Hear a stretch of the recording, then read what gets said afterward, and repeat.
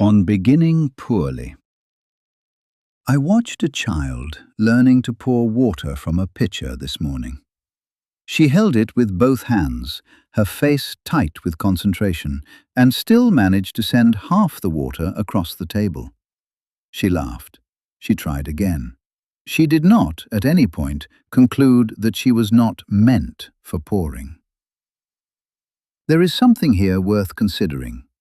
You have been standing at the edge of something for some time now. I do not know what it is, but I know the posture well. The arms crossed, the careful study of others who seem to do the thing effortlessly. The quiet conclusion that you have somehow missed the window. You tell yourself you are being prudent.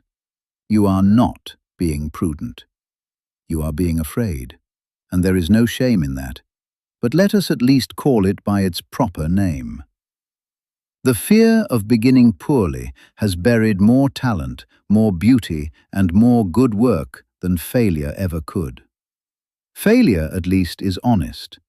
It arrives with lessons tucked under its arm, and if you are willing to sit with it a while, it will teach you things that no amount of careful observation from the sidelines ever could. But the refusal to begin? That teaches you nothing at all. It simply lets the years pass while you wait for a confidence that only comes from doing the very thing you are avoiding. Look at how the natural world begins. A river does not start as a river. It starts as a trickle, a seep, a small embarrassment of water barely distinguishable from mud. A tree does not arrive as a tree. It arrives as a pale, uncertain shoot that any passing foot could crush. The entire earth conducts its grandest work through clumsy, improbable beginnings. And yet you, dear friend, expect to begin as a master.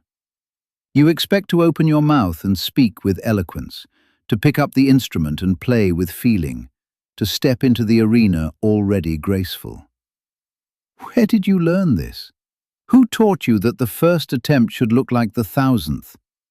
There is a particular kind of freedom that comes the moment you allow yourself to be terrible at something. I mean genuinely terrible. Not charmingly imperfect, not endearingly rough around the edges, but truly, spectacularly poor. The kind of poor that makes you wince. The kind that, if you are lucky, makes you laugh at yourself with real affection. Because something happens when you stop guarding your dignity so fiercely. The work begins. The actual, living, breathing work. And it is so much more interesting than the performance of competence you have been rehearsing in your mind. We are, all of us, such curious creatures. We will guard our image with the ferocity of someone protecting gold, while the actual gold, the thing we long to create or learn or become, sits untouched because reaching for it might make us look foolish for a season. Think of how many songs have gone unsung, how many letters unwritten, how many conversations unheld, because someone decided that the risk of being clumsy outweighed the possibility of being alive. It would be funny if it were not also a little heartbreaking. Actually, it is both. Most truly human things are. Consider what you are protecting when you refuse to begin. You are protecting a version of yourself that does not exist. The one who is already accomplished, already polished, already beyond the stumbling. But that person cannot exist without the stumbling coming first. You are guarding a door that leads nowhere, while the real entrance, the low, narrow, unglamorous one, waits for you to get on your knees and crawl through. Every person whose work you admire crawled through that door. Every single one.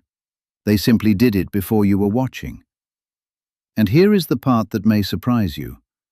The beginning, the poor and halting beginning, is often the most beautiful part of the whole journey. Not because it looks beautiful, it does not, but because it is the moment when you are most honest, most present, most fully engaged with the task rather than with your idea of yourself doing the task. There is a purity in not knowing what you are doing. Your hands are open. Your assumptions have not yet calcified. You are soft clay, which is precisely the state in which something new can be shaped. I think of bread. The dough, before it becomes anything worth eating, must be kneaded. It resists. It is sticky, shapeless, unpromising. If you stopped at this stage and declared the bread a failure, you would miss everything. The rising, the warmth of the oven, the crust that forms only after sustained heat. You would miss the moment when the kitchen fills with that smell, the one that makes everyone in the house wander in and ask what you are making. All of that lives on the other side of the shapeless, sticky beginning. So let me ask you plainly, what are you waiting for? Not in the grand sense. I am not asking you to overturn your life or make sweeping declarations. I am asking about the small thing, the instrument gathering dust, the conversation you have rehearsed but never started, the craft you keep researching but never practicing, the words you keep arranging in your mind but never setting down on paper. What is it? And what would happen if you gave yourself permission to do it badly? You do not need more preparation. You do not need more time. You do not need the right conditions, the right tools, the right morning light falling at the right angle through the right window. You need only the willingness to be a beginner, which is to say, the willingness to be human, which is the one thing you already are. Start today. Start poorly. Start with your hands shaking and your voice uncertain, and your first attempt looking nothing like what you imagined. Do it with the full knowledge that what you make today will embarrass you in a year, and let that be a promise rather than a threat, because it means that a year from now, you will have grown beyond what you can presently imagine. That is not failure. That is the whole point. The child with the pitcher has already moved on. She pours with only a small splash now, barely noticeable. She does not remember the water on the table. She only knows that her cup is full. Fill yours.